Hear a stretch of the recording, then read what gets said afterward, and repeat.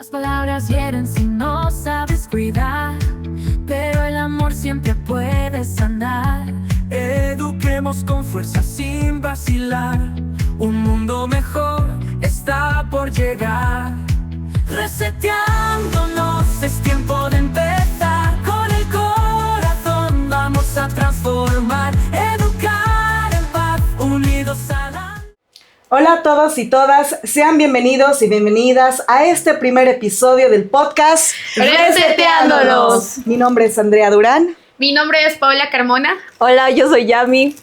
Queremos agradecerles a cada uno de ustedes por acompañarnos en este primer episodio del podcast Reseteándonos. Desde la Universidad San Francisco Javier de Chuquisaca, el colectivo de eduactivistas quiere ampliar diversos temas y en esta oportunidad vamos a estar hablando del tema de violencia de género.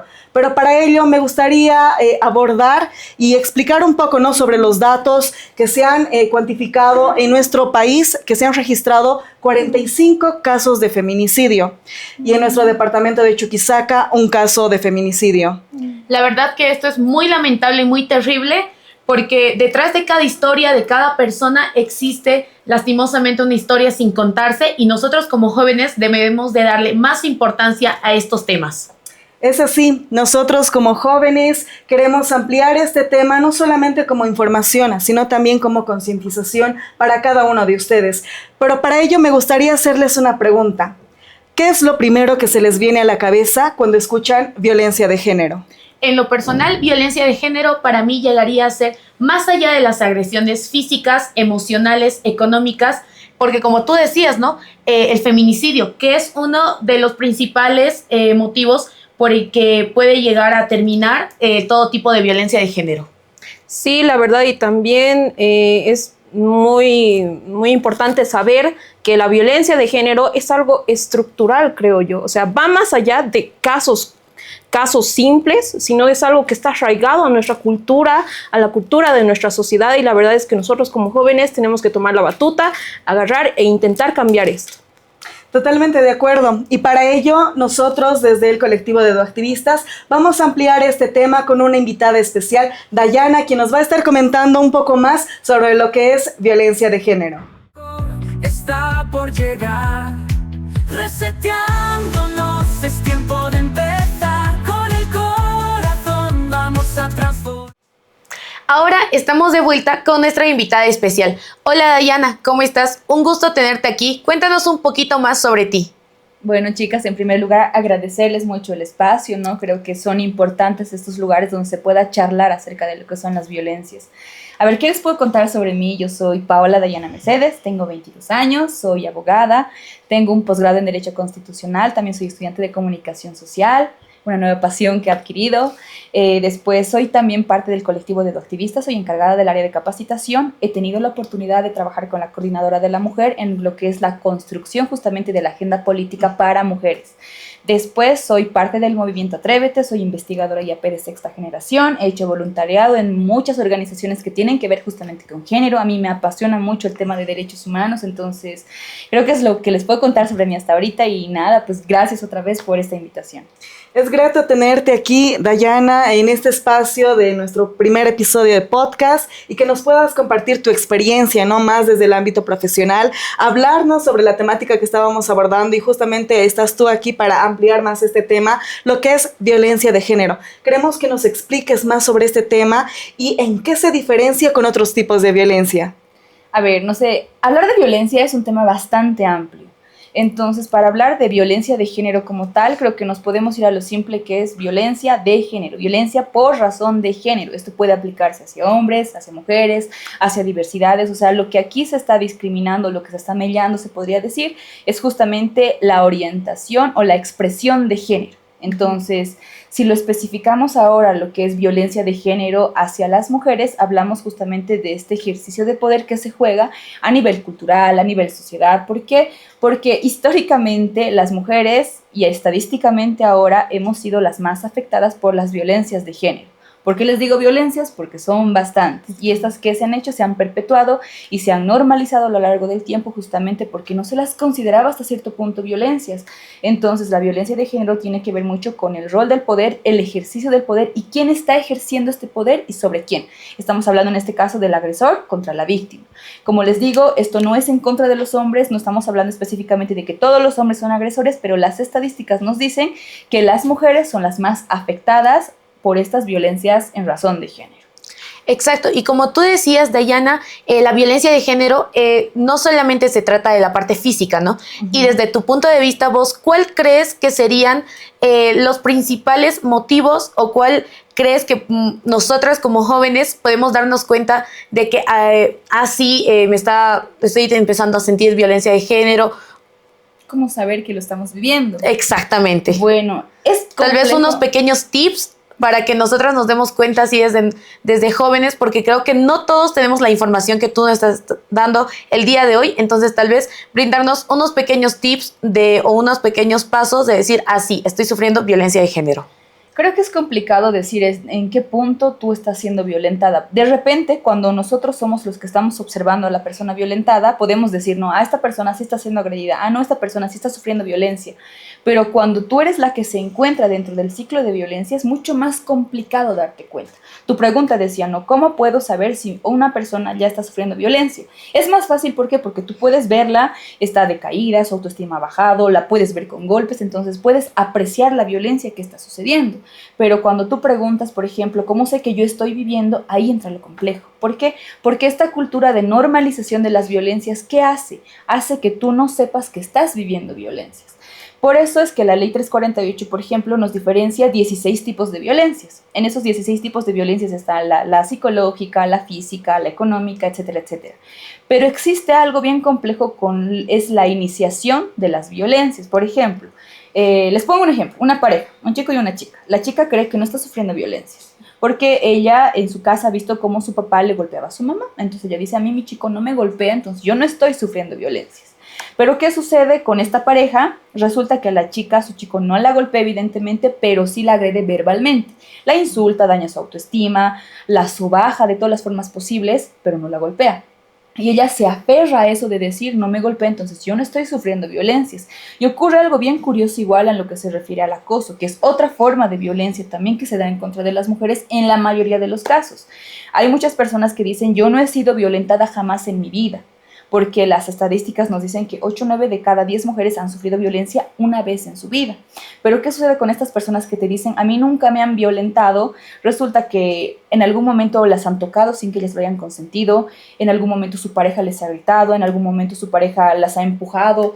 Entonces ellas no ven esto como violencia porque la sociedad, la cultura les ha dicho que violencia necesariamente es que yo te agarre a golpes en el piso y que te deje marcas por toda tu cara y eso es violencia, pero no es así. Entonces, esto puede ir escalando y luego ahí empezamos a hablar de lo que es el feminicidio, por ejemplo, las violencias sexuales que se dan no solamente en contra de mujeres, sino también en niños.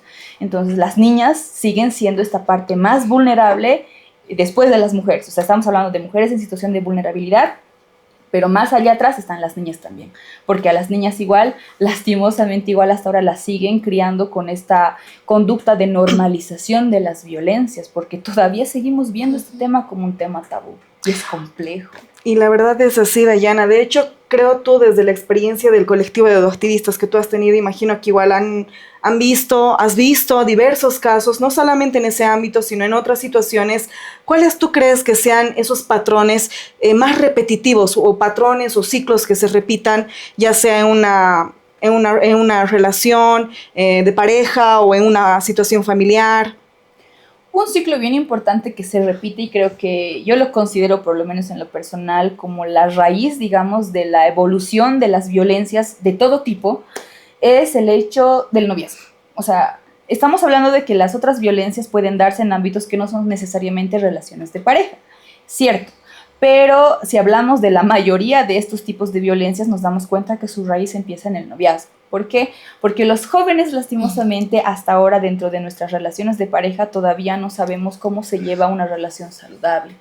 Tenemos problemas con la comunicación, con la escucha activa, no sabemos poner límites, porque muchas veces nosotros todavía estamos en ese proceso de conocernos, de construcción de nuestra personalidad. Entonces, eso hace que, por ejemplo, cuando hay relaciones en las que una persona es mayor que la otra persona tiene mucha más conciencia, mucho más conocimiento de lo que es la vida, las relaciones interpersonales, y la otra no. Se encuentra en ventaja, evidentemente, y la otra persona no. Entonces, esta persona puede aprovechar esa experiencia, ¿para qué? Para vulnerar a esta otra persona sin que ella se dé cuenta. Entonces, patrones que empiezan desde las relaciones de pareja pueden jugar en contra de la que va a llegar a ser la víctima a largo plazo, porque, como les decía, nos cuesta poner límites a veces a las parejas. Todavía seguimos viendo esto de los celos como una muestra de amor, por ejemplo, el hecho de no poder sostener relaciones que duren más de 6-7 meses porque ya no tenemos esta misma euforia, el hecho de que nos ha costado ahora mucho más construir relaciones que sean saludables a largo plazo, perpetúa. ¿Por qué? Porque pónganse que son dos personas que se han conocido unos meses, están llevados por el enamoramiento, el sentimiento, la emoción del momento, deciden juntarse. Resulta que no son compatibles y en lugar de separarse tratan de forzar la relación. Entonces esto puede perpetuarse y desarrollar en alguna situación de violencia mucho más grave. Entonces, como les digo, esto es una cosa que crece. Incluso hasta una dependencia emocional, ¿no? Claro, o sea, tiene que ver con la dependencia emocional, económica, también juega un papel bien importante si hay hijos de por medio. Entonces, como les digo, hay muchas aristas para hablar de violencia, hay muchos casos, hay muchos contextos, pero creo que lo principal es empezar a hablar de qué cosas he visto yo en mi casa, cuál es mi concepción de las relaciones, cuál es mi concepción de amor y cuál es mi concepción de violencia desde donde yo vengo. Entonces, esos ciclos, si los rompemos, digamos, cuando encontramos un error, podemos romper el ciclo de violencia. Tremenda información la que nos estás brindando el día de hoy, Dayana. Muchísimas gracias por toda esta información, por todos estos casos que también nos estás contando. Creo que acá nos estamos llevando muchísimas cosas, ¿verdad, Andrea?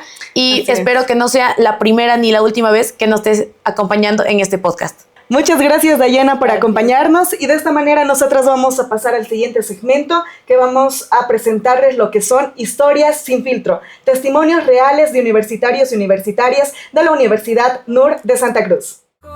Está por llegar, reseteándonos, es tiempo de empezar, con el corazón vamos a transformar. Yo no sabía que lo que vivía era violencia, pensaba que eran cosas de pareja. Lo conocí en la universidad, tenía 20 años.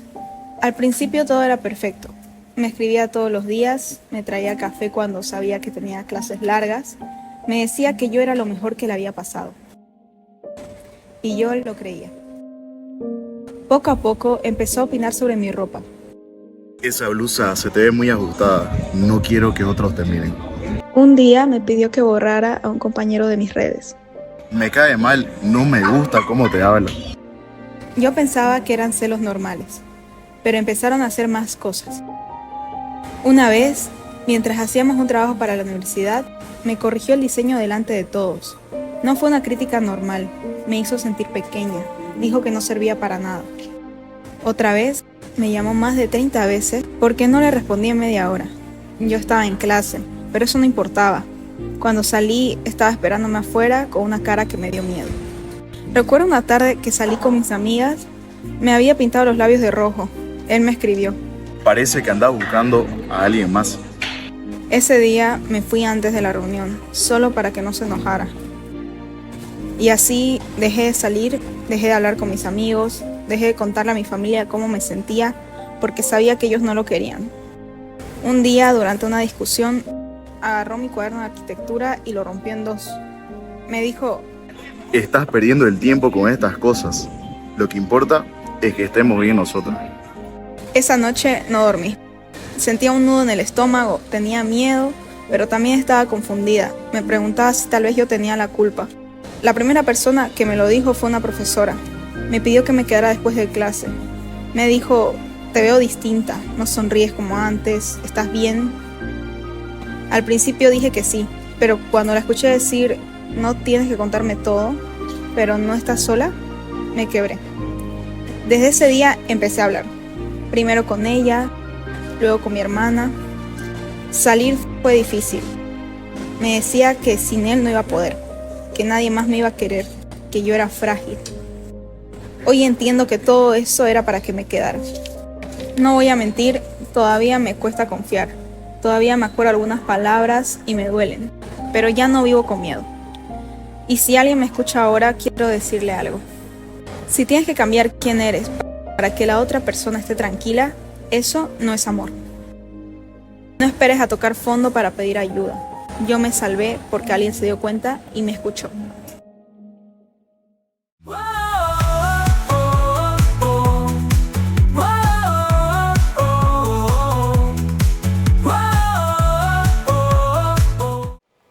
Historias sin filtro, testimonios reales que nos mandaron nuestros compañeros de la Universidad NUR de Santa Cruz.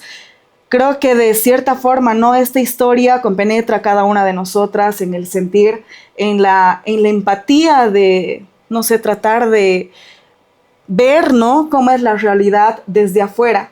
Porque como bien relataban en la historia, la compañera no pudo ver, ¿no? La situación en la que estaba, sino hasta que otra persona le dijo cómo estaba, o sea, una tercera persona, justamente eso. Y creo que hay una frase que a mí me ha conmovido bastante, que es, no esperes a tocar fondo para darte cuenta. Y creo que a muchas de nosotras, a muchos de ustedes, de nosotros también, llega, ¿no? Podemos estar en una situación similar.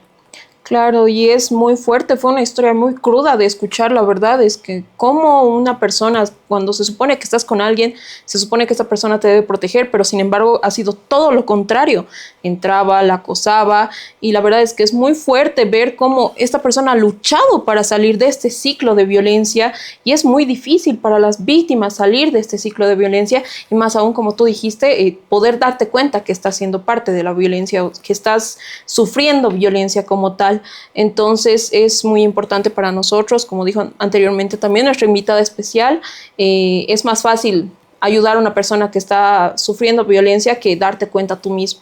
Muy buena la acción de esa su profesora de poder decirles, cuentas conmigo, y creo que es lo que deberíamos hacer todos nosotros.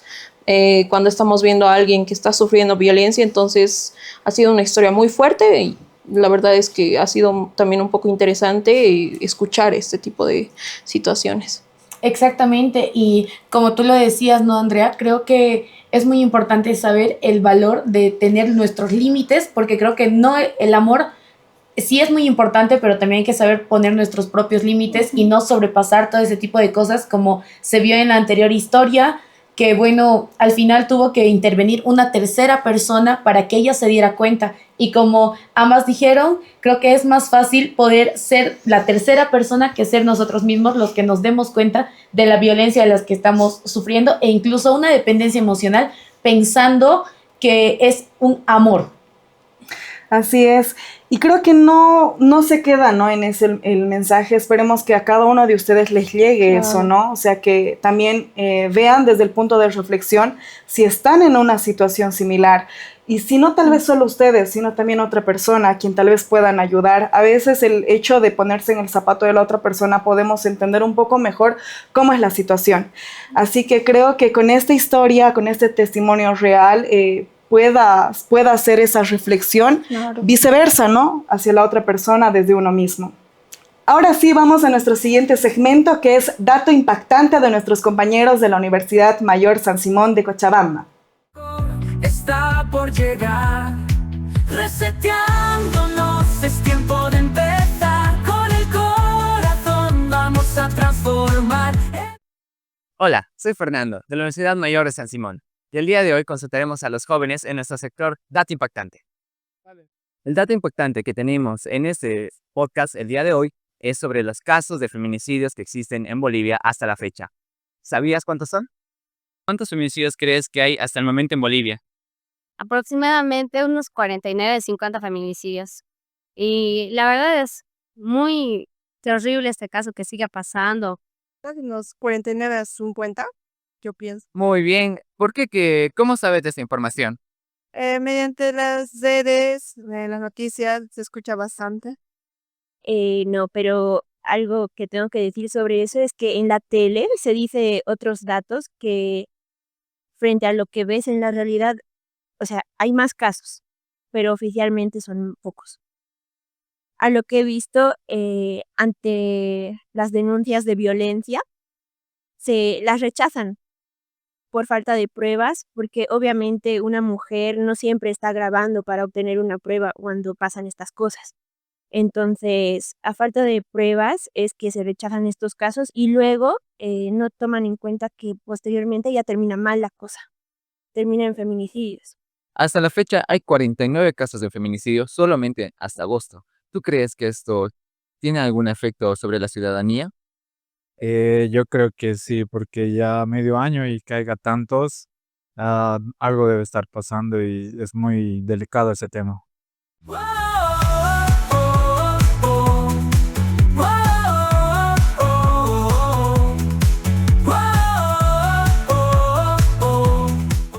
Datos impactantes, ¿no? De cierta forma creo que se ve esa participación, esa información que circula, que uno está pendiente, está atento, ¿no? Sobre la situación actual en nuestro país. Es crudo darse cuenta que hay algunos que hayan acertado, hay algunos que a veces, no sé, tal vez se han pasado de los casos que han sido registrados de feminicidio en nuestro país. Pero, ¿y qué hacemos con esto? Creo que más allá de contar o adivinar de cuántos casos están registrados en nuestro país, nosotros cómo actuamos, quienes nos enteramos, cómo actuamos ante esta realidad. La verdad es que sí, es algo muy desgarrador pensar que solamente en estos pocos meses del 2025 hay tantos casos de feminicidio, ¿no?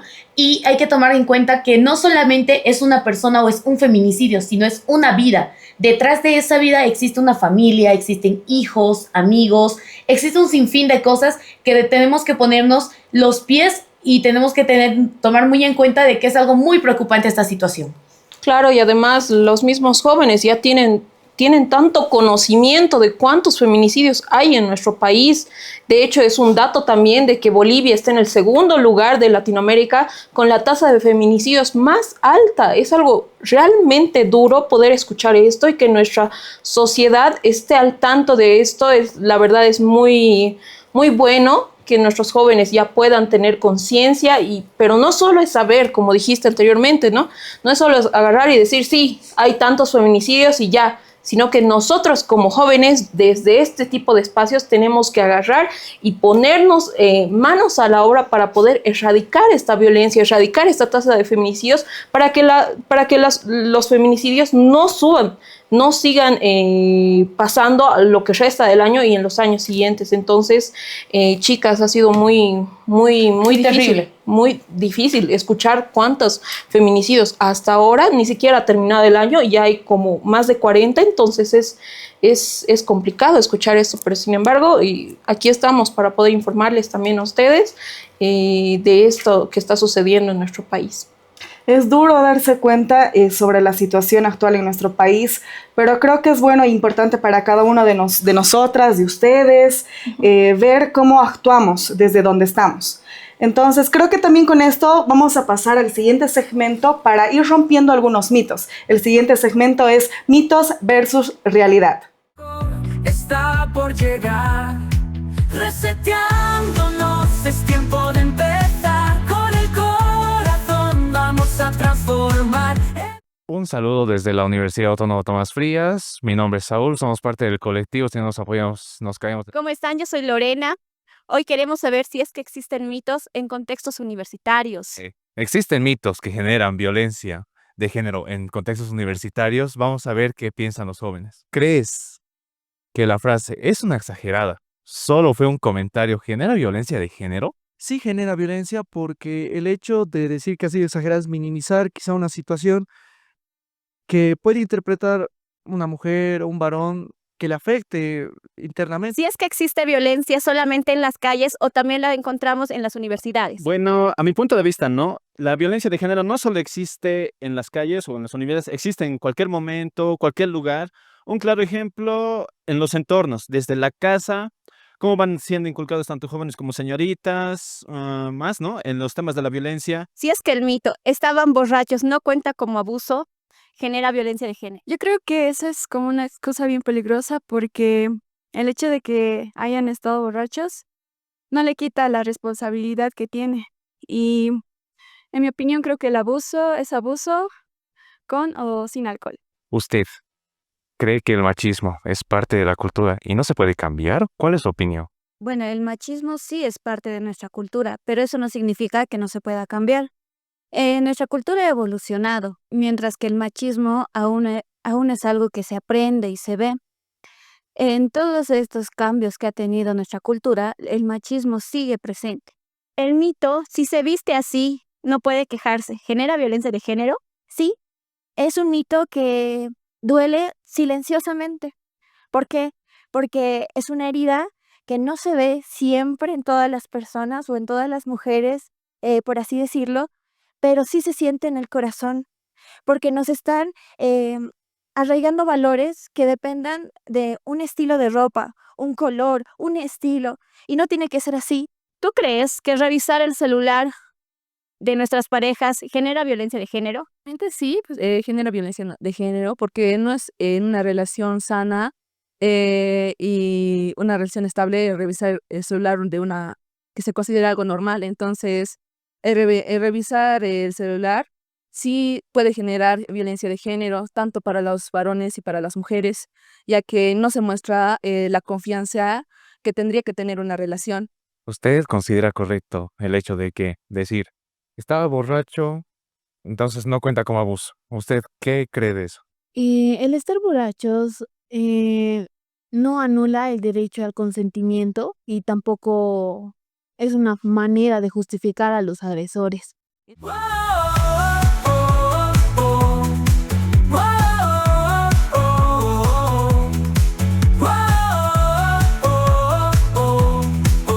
Agradecemos a nuestros compañeros y compañeras de la Universidad Autónoma Tomás Frías de Potosí, quienes nos han compartido este segmento, ¿no?, de mitos versus realidad. Se ha visto notar esa interacción de los diferentes compañeros y compañeras de la universidad, quienes han compartido, creo que más que mitos, las realidades, ¿no?, de cada uno, de cada una, en las situaciones diversas que cada uno puede estar pasando, y creo que nos pone en esa misma situación. ¿Qué mitos estamos normalizando? ¿Qué realidades podemos llevar en este caso al contexto para reflexionar, sensibilizar? ¿Cuáles son de los mitos, tal vez, si ustedes que les haya impactado más? Creo que uno de los que yo escuché acá en el video, que me impresionó bastante y escuché también, fue el de "eres una exagerada". Y creo que fue una frase que me quedó muy marcada, no solamente a mí, sino a muchas personas, porque creo que el ser exagerada y esa palabra como tal, creo que te hace sobrepensar, y no debería de ser así, porque si partimos desde ese comentario, empezando la relación o empezando a conocerse, creo que poco a poco uno puede llegar a imaginarse y a pensar qué va a pasar después. Y poco a poco después de eso creamos como que ese momento de daño que nos hacemos. Exacto, de inseguridad. Y no solamente inseguridad, ¿no?, sino también que nuestra autoestima empieza a bajar con todos esos pequeños comentarios que, como bien vos lo decías, Andrea, empezamos a normalizar pensando de que el amor lo puede todo, entre comillas lo digo, porque creo que tenemos que saber poner esos límites de comentario a comentario. Claro, a mí, justamente yendo en la línea que tú estabas comentando, a mí el que más me ha impactado es tú sabías a lo que te estabas metiendo. La verdad es que cualquier persona, sea hombre o mujer, no debería entrar con miedo a una relación, no solo de pareja, sino diferentes tipos de relaciones. O sea, no deberíamos por qué tener miedo de entrar a una relación y decir, sí, es que desde un principio ha habido esto y por eso ha empeorado y me tengo que aguantar. Entonces, son cosas que más bien los jóvenes nos hemos dado cuenta, estamos viendo que no son solo mitos, son realidades las que estamos viviendo, duras realidades, la verdad, pero sin embargo hay que tomar en cuenta todo esto para reflexionar y ver que la violencia, como decían anteriormente, no solo es física, sino que hay diferentes microactitudes que son violencia, no solo hacia nosotras, sino hacia cualquier tipo de género. Y eso, chicas, entonces eso es lo que más me ha impactado a mí, no sé. Creo que con estas reflexiones también podemos compartir el hecho de que no esperemos a tocar fondo para darnos cuenta. Y eso en muchas de las situaciones, no solamente en una situación de pareja, sino en diversas situaciones. Y de esta manera también, ¿no?, llegamos a nuestro segmento, al final del episodio de nuestro podcast Reseteándonos. Pero me gustaría que cada una de ustedes comparta qué les ha parecido, qué reflexión se llevan de todo lo que hemos abordado. Bueno, desde mi punto de vista, una reflexión que me queda el día de hoy, sobre todo es ver ese tipo de actitudes, estar alerta siempre sobre ese tipo de actitudes tan negativas que puede llegar a tener la persona. Que no lo normalicemos y que con un simple, no, seguramente fue porque estaba borracho o porque estaba enojado, no tratemos de normalizar actitudes que con el pasar del tiempo pueden ser más dañinas y que incluso puede llegar hasta un feminicidio, ¿no? Pero sobre todo de que hay que empezar a valorarnos un poco más y tener más amor propio, porque creo que desde ahí parte. Si uno tiene amor propio, entonces empieza a valorar el tipo de persona que es y el tipo de persona que realmente merece para su vida. Sí, Paola, la verdad es que este ha sido un episodio muy, muy enriquecedor. Hemos visto opiniones, hemos visto historias reales, mitos versus realidad, datos impactantes, y la verdad es que lo que yo me llevo es todo eso, que hemos podido ver de una manera íntegra todo lo que tiene que ver con la violencia de género, y la verdad es que espero que los espectadores, los que puedan ver, también se den cuenta de esto que nos está acechando a nosotros como sociedad. Entonces, la verdad es que la violencia no solo pasa en la casa o en pareja, pasa en todo lado, pasa en las instituciones, pasa en la universidad, en el trabajo. Entonces, esperamos que a todos los que nos ven puedan darse cuenta y poder ayudar a demás personas. Eso es lo que yo más me llevo de esto, en la información que hemos podido recabar para poder ayudar a los que están viendo esto. Exacto. Y bueno, para ustedes, si están en una situación de violencia, tú estás en una situación de violencia, queremos que sepas que no estás sola, no estás solo, no es tu culpa. Y sí hay lugares disponibles donde sí puedas recibir ayuda. Así que nosotros les vamos a dejar aquí en la descripción algunos datos de referencia donde tú tal vez puedas acercarte y pedir, ¿no? Y decir y acercarte e informarte más sobre tu situación o conocer más sobre otra situación en la que podrías ahondar más. Y bueno, mi nombre es Andrea. Mi nombre es Paola. Yo soy Yavi. Y este ha sido nuestro primer capítulo de nuestro episodio Reseteándonos. Reseteándonos, es tiempo de empezar. Con el corazón vamos a transformar, educar en paz, unidos al andar. La violencia no tiene lugar. En cada mirada un gesto de unión.